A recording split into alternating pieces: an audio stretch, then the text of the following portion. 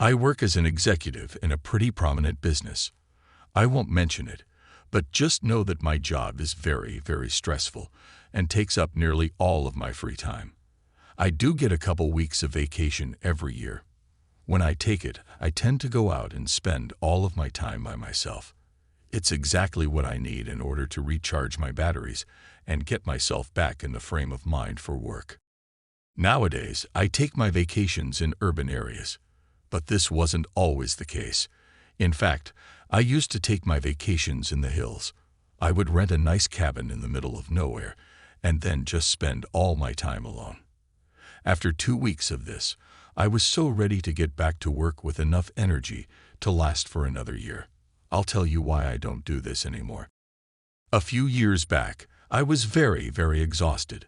I rented a nice secluded cabin and was getting ready to have a nice time just reading a few good books by the fire. I don't want to mention exactly where this happened, but I can tell you it was very far from civilization. I preferred this because I got to see more wildlife, but also it was too far out for any real contact with the outside world. The company I rented the cabin from was in the closest town, over an hour-and-a-half drive down the mountain from the cabin. There were no phone lines or even a radio. The only way that I could communicate would be to get in my truck and drive to town. Now there were other cabins in the hills in this area, so although it wasn't usual, it was completely possible to see someone out in the woods. A few days into my vacation, I was sitting on the porch reading a book and having a drink. This was around mid-morning or noon. I heard a noise off in the distance and really didn't think about it too much. But when I heard more of a rustling, I finally turned in the direction of the noise. I noticed that there was a person out in the trees. He wasn't doing anything out of the ordinary, and I assumed he was just a hiker. When he noticed that I noticed him, he raised his hand and gave me a wave, and I gave a friendly wave back. He was the first person I had seen in a few days, and I have to admit it was nice to not think I was the only person in the world. He walked off and I went back to reading my book. I wasn't really paying attention to the time passing. However, I had gotten through a substantial portion of the book before I once again heard a rustling in the woods. This time, I looked up at the first noise. It was the man from before, and he was in the same place as before. I acknowledged him with a nod of my head. This time, though, he didn't nod back or wave or anything like that. He just stood there and stared at me. I mean, it may have seemed longer to me than it was, but it seemed like the guy was watching me for quite a long time. Finally, he left again. I wasn't sure what to think about what happened. I was slightly unnerved, but I still had no reason to be worried. A guy staring at you for a few moments could be for any reason whatsoever. But I decided it was weird enough that I no longer wanted to be outside on the porch. I grabbed my book and my drink, went into the house. Even though I felt like a ninny doing it, I locked the front door also. The rest of the day went fine without me hearing or seeing anything again. But around 10 p.m. that night, I heard some odd sounds coming from the driveway. Remembering seeing that guy around, I got a little nervous.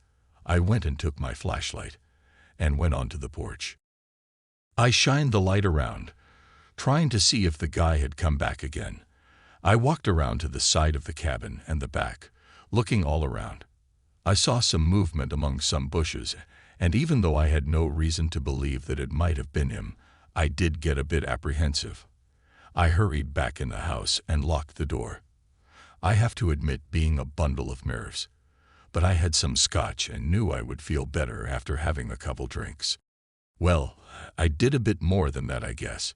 In fact, I got so tipsy that I stumbled into my room and passed out. I got up a couple hours later and got up to go pee.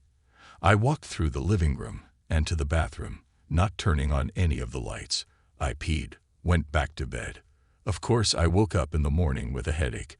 I was lucky I was on vacation, so I didn't have to do much.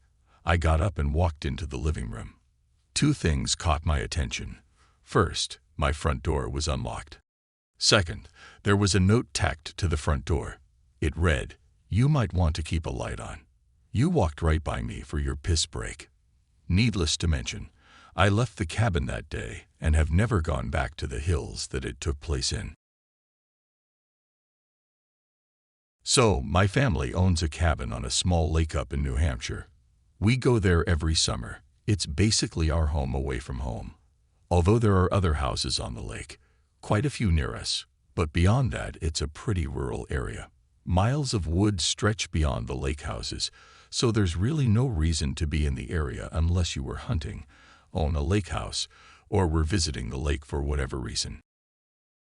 So one night, maybe 6 years ago, it was late, probably around midnight.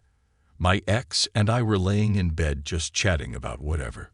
All of a sudden, we hear footsteps outside the open window. The window lays only about halfway up on the wall to the side of the bed and is situated so that it opens right at the bottom of the bed where our feet are. The ground around my house is covered in a layer of pine needles that drop from above, so it's pretty hard to walk quietly. But the footsteps sounded like whatever was making them were trying their best to not be heard. They sounded relatively close, but we rationalized to ourselves that they were probably made from some sort of animal. A couple of minutes go by, and we hear them again, except this time they seemed closer. They seemed to be right outside the window, still trying to move quietly. At this point, the two of us are starting to get a little freaked out. To our mutual horror, we look down and see a hand slowly coming through the window. Obviously, we scream and wake the house up, and my parents come running out of their adjacent room. We tell them what happened, and my father rationalizes it as the event being a figment of our imaginations. To this day, I don't know if he's right. The weird thing is that both my ex and I saw the same thing, so how could it be our imaginations? To this day, I feel uneasy staying in that room, and I always make sure to shut the window before I go to bed.